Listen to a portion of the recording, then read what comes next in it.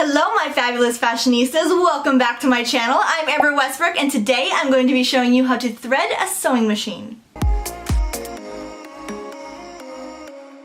Now, threading your sewing machine may seem intimidating at first, and I may know one or two people who have actually told me in the past that they sewed their garment with the wrong color because they didn't want to change out the thread in their sewing machine. It was that big of a hassle, and I'm telling you, it doesn't have to be that hard. In fact, I'm going to do it really quick right now before I show you how, just to show you how fast it really can be.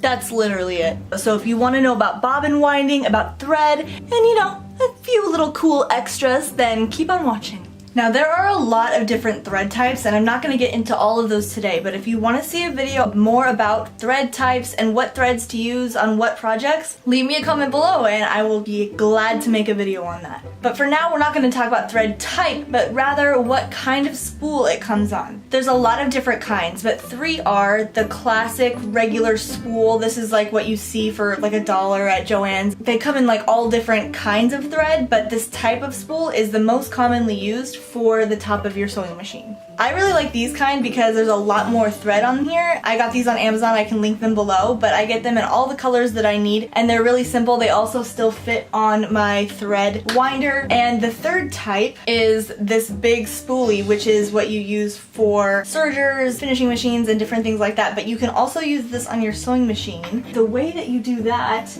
is with this little tool right here. This is one of my favorite tools ever because I can use any size thread, any kind of thread on my actual sewing machine and it doesn't tangle, it doesn't get caught. It's actually really easy. You put the thread on here and then all you have to do is just put it through the hole at the top and then you wind it through your machine the same as usual. So this is just taking the place of your thread holder on your actual sewing machines. I'm gonna go over the ways that you can thread these three different threads. When you're using the regular standard thread that you can get at any store, there's a little notch in the top right there. And this is where the thread always starts. So you just peel back the sticker and then you pull the thread out of the notch and then you can just put the sticker back, or you can peel the whole sticker off. I always put it back, I don't know, that's just my thing. And then when you put it on your actual machine, make sure that the little notch that you pulled your thread out of is towards the back of your machines. I can tell you this has happened to me so many times when I haven't been paying attention. Your thread will get caught while you're sewing on this little notch right here as it's coming off the spool,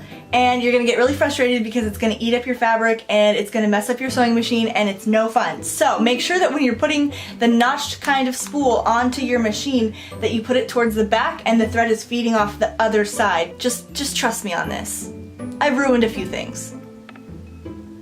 Once your thread's on, pull it across to the left, hook it through this little hook, and go behind this little ledge. Then you're going to take it down the front of your sewing machine, go under the little number 3, take it up to the right, over to the left, and back down. Let me show you that one more time. There's a little tiny hook inside, which is why you go up to the right, then over to the left, and then back down, because it catches on this little hook, and that's really important. Then pull your thread behind this hook that's at the top of your needle and thread your needle from front to back. Then just pull it down and underneath the presser foot and towards the back of your sewing machine. Like I said earlier, if you want to use this larger thread, you can use this thread stand and pull it up through that little hole and then thread your machine the same way, starting with the little hook on the very back of the sewing machine.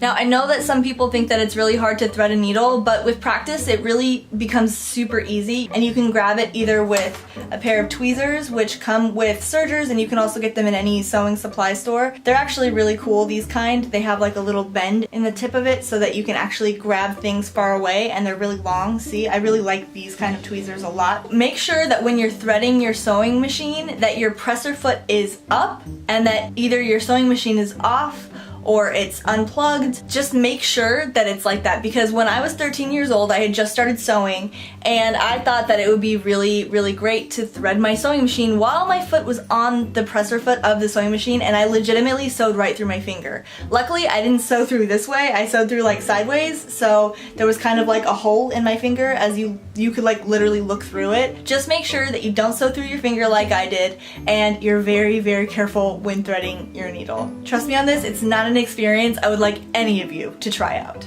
Most sewing machines are really convenient because they come with a numbering system, and they show you right on the actual machine exactly where your thread should go. So if you get confused or you lose a step, it's okay, because you can just use the same numbering system.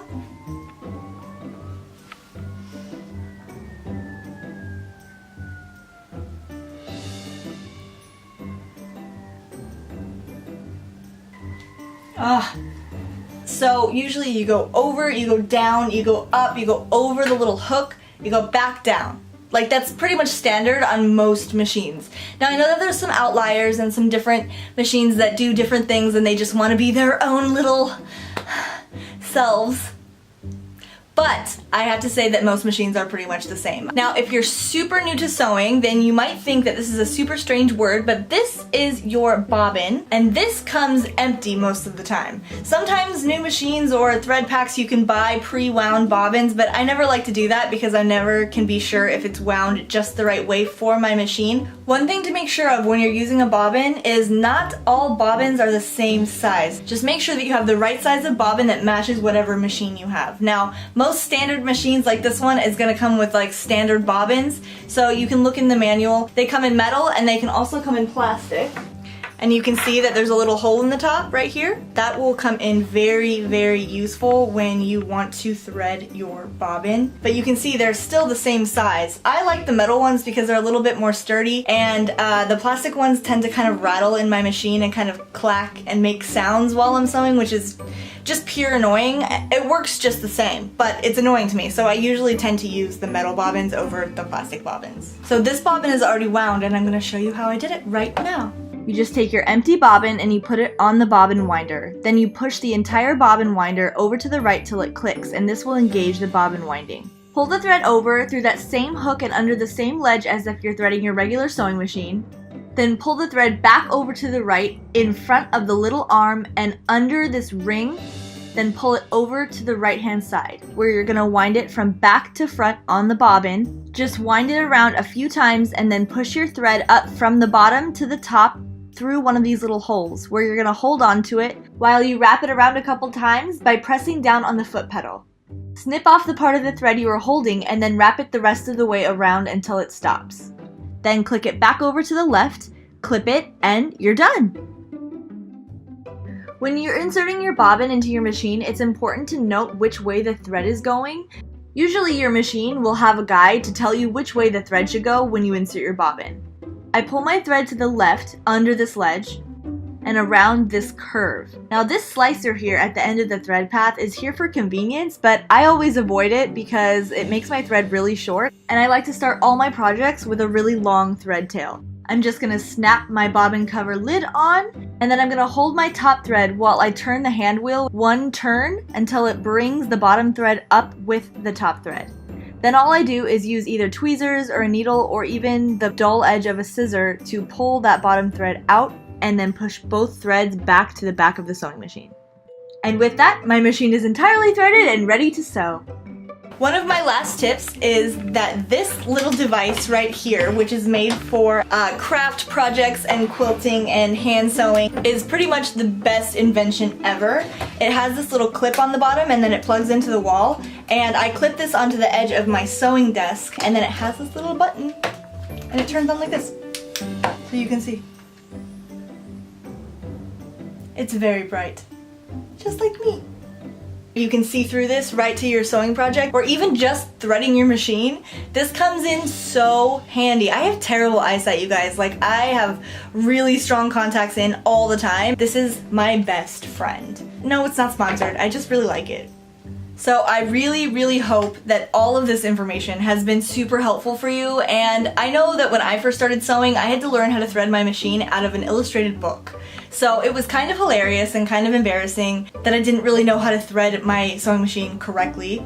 But eventually I learned, and now I can almost do it with my eyes closed. It's just like, it's a really fluid motion if you get used to it. It's like over, down, up, down. If you can get that motion down, then it doesn't matter how many different threads you have to put on your machine, you can do it. At the end of the day, if you want to learn how to sew, threading your machine is pretty essential. So I would say definitely try this out, practice at home, and then, you know, watch it back a couple times. Make sure that you get the real feel of it, and you can just thread it super easily, super swiftly, and you'll get the hang of it, I promise. And that pretty much concludes my tutorial on how to thread a sewing machine. So if you have any questions, please leave me a comment. If you like this video, please give it a thumbs up, and also hit the subscribe button because I post new content every Monday and Thursday, and I'm really hoping that you guys come back and view more. I have lots of content that I've already like halfway filmed, so I'm really excited to show you some of the projects I've been working on and how to make patterns, how to make clothes, and take shortcuts and do things really simply so that you can have your own clothes. Like stuff that would cost tons and tons of money in the store, you can make yourself just by learning how to thread a sewing machine and using it. I'm going to be posting a video soon about 5 reasons why you should definitely buy a sewing machine right now. So stay tuned for that, and until next time, my fabulous fashionistas, I love you, thank you so much for watching, and never ever stop smiling. You guys are beautiful inside and out, and let's make that outside look fierce in fashion. Until next time.